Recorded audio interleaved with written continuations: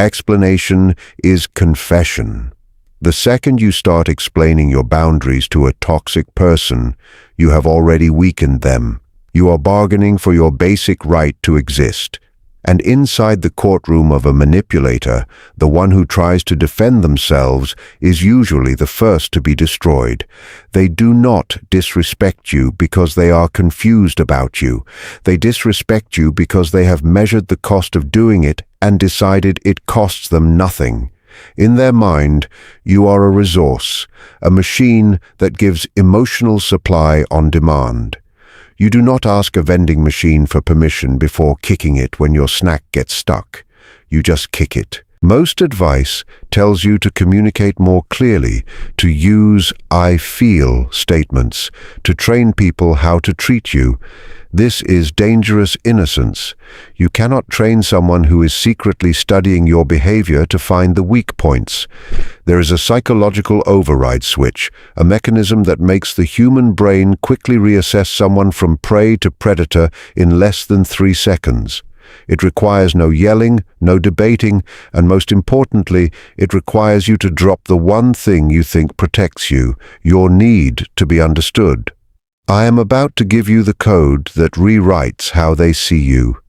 But understand this clearly. Once you apply it, the dynamic changes forever. You may not be liked anymore, but you will not be handled casually again. Let us break the illusion. Disrespect is not random. It is a compliance test. In nature, predators test first. They circle. They nip at the edge of the herd. They are not attacking yet. They are collecting information. They are searching for weakness.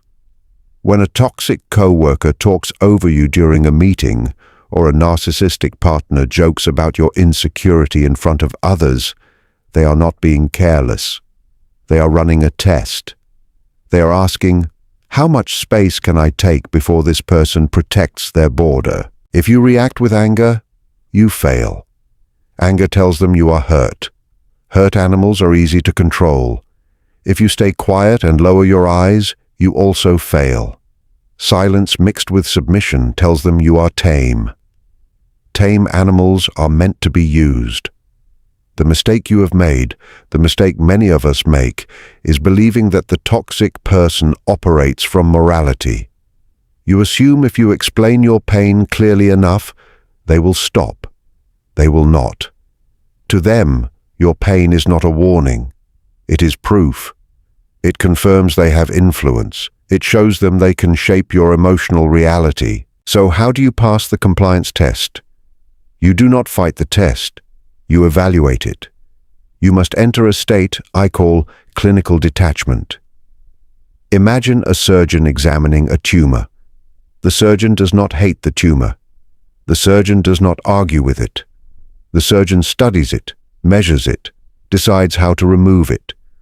There is no emotion involved, only action and clarity. The next time they disrespect you, look at them not as an enemy, but as a patient showing a symptom. Look at history to understand power. During the Cold War between the United States and the Soviet Union, the stability of the world depended on one idea: mutually assured destruction. If you launch, I launch, we both lose. It was a balance built on fear. Toxic relationships often operate like uneven warfare. They launch attacks, insults, gaslighting, silent treatments, and you respond with emotion. You try to negotiate peace with someone who only understands dominance. You must create psychological imbalance. This means your reaction should never mirror their energy. If they are loud, angry, aggressive, you become extremely calm, steady, factual, slow. If they are cold, distant, giving silent treatment, you become warm, busy, engaged with your own life. You become the glitch in their pattern. The toxic mind depends on predictability. A narcissist knows exactly which button to press to get a certain emotional reward. If they press the guilt button and you give an apology, the system works. If they press the rage button and you give a fight, the system works. But when you respond with asymmetry, the system breaks. Let us simulate it. They say, You are too sensitive. That is why nobody likes you. The old version of you responds, that is not true. Why would you say that? I have many friends. The result is clear. You are defending yourself. You are proving their opinion matters. You are feeding the system. The new version of you pauses. You hold eye contact for 3 seconds. Long enough to feel uncomfortable. Short enough to avoid aggression. Then, in a flat and steady tone, you say, that is an interesting thing to say out loud. Then, you return to what you were doing. Notice what changed. You did not deny it. Denial gives their statement weight. You did not argue. Arguing makes them equal opponents. You labeled the behavior interesting. You observed them like a scientist observing an experiment. You silently communicated, I am not in your drama. I am watching it. I am not a character in your story. I am the audience evaluating your performance. In interrogation psychology, there is something similar to what is called a dead drop. When someone is trying to break another person mentally, they look for emotional hooks, family, reputation, freedom. Once they find the hook, they pull it hard. The dead drop happens when there is nothing to grab. It is not the same as the gray rock method people talk about. Gray rock is passive. It hides. It hopes the predator gets bored. The dead drop is active. It is controlled emptiness. It is intentional lack of emotional access. Think about Diogenes and Alexander the Great. Alexander, the most powerful ruler of his time, visited Diogenes while he was resting in the sun. Alexander announced himself proudly and offered to grant any wish. Diogenes did not stand up. He did not show fear. He simply said, "Move a little. You are blocking my sunlight." He did not insult the king. He did not challenge him. He simply valued his present comfort more than the king's authority. That is powerful indifference. This is the ultimate disruption to a narcissist. Indifference to their rank. Toxic people believe they are the main character. If you fight them, you are still playing a role in their story. If you insult them back, you are the villain in their movie. But when you treat them like background noise, you remove them from importance. How do you apply this daily? Use the broken record of facts. Do not engage in their emotional storyline. Stick to observable reality. If they say, you are useless, you never do the dishes right, you do not respond, I do everything here. You say, the dishes are clean, they are in the rack. If they escalate and say, you have such a bad attitude, you respond, the dishes are clean. Remove adjectives. Adjectives carry emotion. Use only nouns and verbs. Facts cannot be manipulated easily. Second, use the 80-20 eye contact shift. When they rant, look slightly above their eyes at their forehead. It feels strange to them. It breaks emotional syncing. They cannot connect with your fear if you are not locking into their gaze. Understand the economy of interaction. Every moment with a toxic person is a transaction. They are buying significance. They pay with provocation. If they provoke you and you react, they have purchased power. They feel important because they changed your emotional state. The only way to win is to close the store. But here is the uncomfortable truth. You are also addicted to the exchange. You are addicted to hoping that one day they will understand you. You are attached to the potential version of them. This is intermittent reinforcement, the same system used in casinos. Most of the time you lose. Occasionally you win. Because the reward is unpredictable, your brain releases more dopamine. You become chemically attached to the cycle. The kind version of them is not the real one. The kind version is bait. The cruel version is the hook. They are one system. You cannot hold the bait without swallowing the hook. Let us go deeper into verbal strategy. Toxic people use projection. They unload their own shame onto you. When they call you selfish, it often means they are upset you are not serving them. When they call you unstable, it often means they are losing control. The return to sender method hands the emotional baggage back. Use short, sharp questions. Statements defend. Questions redirect. They scream and accuse you of ruining everything. Old reaction, cry, defend, apologize. New response. Wait calmly for a pause. Keep your face relaxed. Ask, does yelling make this better for you? Notice you did not ask why they are yelling. Why invites explanation. You asked about the function. Is this behavior effective? Another powerful line is, I can see you are upset. I will talk when you are calm. Then you leave. Not dramatically. Not angrily. Walk at a normal speed. Remove yourself physically. Go outside. Go to another room. They may follow you. They may text you. They may accuse you of avoiding the issue. Let them. You are creating conditioning. Stimulus. They shout. Response. Your presence disappears. Over time, the brain links disrespect with loss of access. They need your presence because you are supply. If supply vanishes when disrespect appears, the brain learns. Disrespect equals emptiness. The strongest weapon they ever used against you was your emotional availability, your willingness to explain, your desire to fix, your hope that understanding will save the connection. When you remove that fuel, the fire has nothing to burn.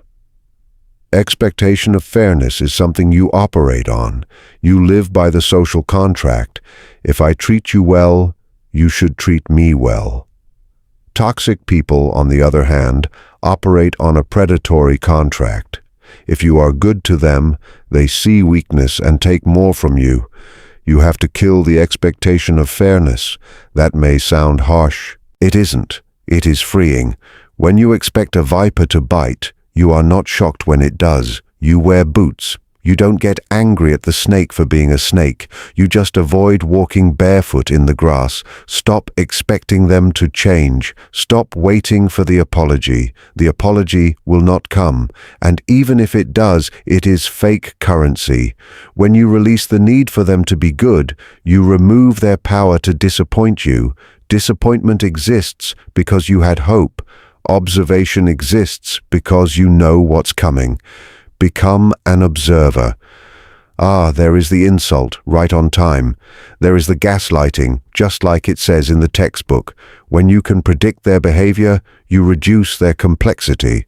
You turn them into a simple, broken machine.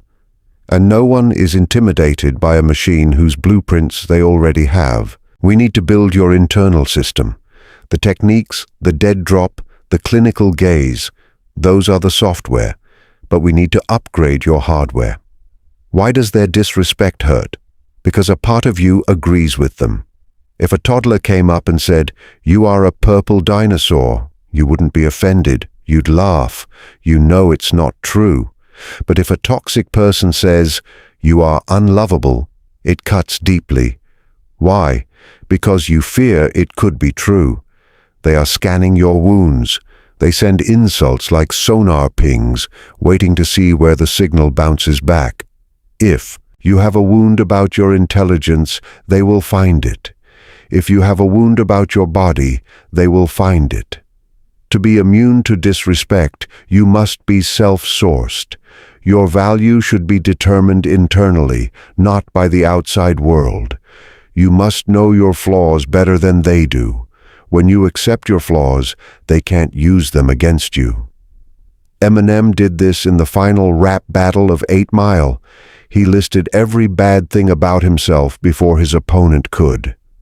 I am white. I am a bum. I live in a trailer with my mom.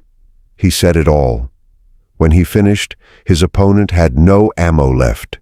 You must do this inside your mind. Yes, I am sensitive. Yes, I am struggling financially. Yes, I have anxiety.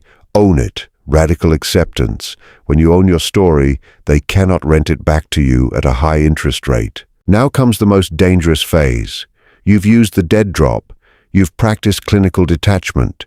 You are using the return to sender method. You logically expect them to stop. They won't. Not yet. They will escalate. In behavioral psychology, this is called an extinction burst. Think of an elevator button. You press it. The elevator doesn't come. What do? Walk away immediately? No. You press it harder, again and again. You mash the button. You get frustrated. You might even kick the door. Only when the machine is truly broken do you take the stairs. When you stop reacting to a toxic person, you cut the wires to their button. They will not shrug and leave. They will press harder. They will try to make you jealous. They will spread rumors, smear campaigns. They will dig up your past mistakes. They will call you cold, abusive, or narcissistic. Projection. They throw everything to see what sticks. Most people fail here. They see the escalation and think, I made it worse. I better apologize to calm things. Don't fold. Escalation is not failure. It is success. It shows they are panicking. It shows the old keys no longer unlock you. The storm is loudest right before the structure falls. You must hold your ground through the extinction burst. You need armor. Their heaviest weapon is shame. They use shame to control you. You should feel ashamed for treating me like this. Let me show you a stoic practice from Cato the Younger, the Roman senator who rivaled Julius Caesar. Obsessed with virtue, Cato knew fear of public opinion was a chain.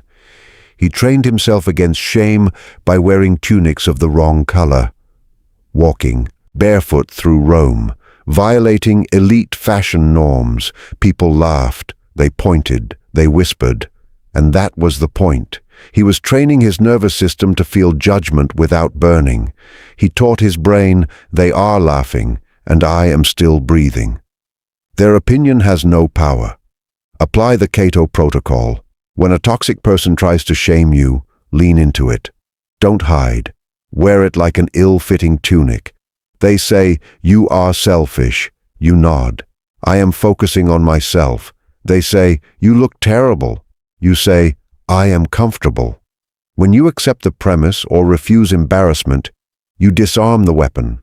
Shame only works if you buy it. If you don't, they can't sell it. This leads to fogging. Imagine throwing a rock into thick fog. Does it break? No. Does the fog throw it back? No. It absorbs the rock. No impact. Toxic people need resistance. Resistance creates friction. Friction creates heat. Drama. Fogging is agreeing with the truth, the possibility, or principle of what they say without agreeing to their demand. Example: attack. You screwed up the project. Response: you're right, there were mistakes. I see why you're frustrated. You validated the emotion but not the identity. Attack: if you leave me, you'll be alone. Response: that's possible. The future is uncertain. They try to cause fear. You respond with logic. You sound sane. They sound hysterical. Watch for peace offerings. After an explosion comes the honeymoon phase or love bombing. They give gifts or favors. I made your favorite dinner. I got the tickets you wanted. This is the Trojan horse. Greeks didn't breach Troy by walls. They used vanity and piety. Accepting favors reactivates the social contract. You owe them now. If you keep boundaries after the gift, you are the villain. After all I did, you act like this. Rule of zero debt. During detoxification, accept nothing. Thanks. I already ate. That's generous, but I can't go. Keep Troy's gates shut. Free things from toxic people are the most expensive things you own. See yourself as a sovereign state. A country has borders, visa laws, trade rules. If a neighbor dumps toxic waste, the state doesn't cry. It imposes sanctions, builds walls, closes embassies. Treat your energy like oil or gold. Toxic people are foreign powers trying to take your resources for free. Sanctions protocol. If they disrespect you, trade stops. You don't talk about their day, find their keys, or give emotional support. You handle essentials, taking kids to school, paying rent. The fun parts, humor, empathy, stories, are high-value exports. Stop giving them to someone bombing your ports. They may say you're punishing. You're not. You're protecting. Punishment causes pain. Protection prevents your pain. The outcome may look the same, loss of access, but intent is different. Intent changes your energy from spiteful to unbothered. Now the core principle. Do this once. Toxic people will never disrespect you again. Once is an internal event, a psychological death. Kill the hope. Sounds morbid, but it is freedom. Your suffering isn't caused by them. It's caused by your hope that they'll change. You love a ghost. You keep explaining yourself, fighting, staying, hoping for the person they were. You must accept who they are. Radical acceptance. When hope dies, so does their power. No expectations, no disappointment, no need for validation. Accept they are a scorpion, and stinging is natural. Stop teaching them to be a puppy. Stop putting your hand in the cage. This is the once, the moment the switch flips. You are living as if they will always be this way. The shift in energy is tangible. They feel the tether snap. They know instinctively you've left, even if your body remains. Here's the paradox. When you stop caring, stop pleasing, treat them with polite indifference, they may start respecting you. Not love respect, but fear respect. They respect power.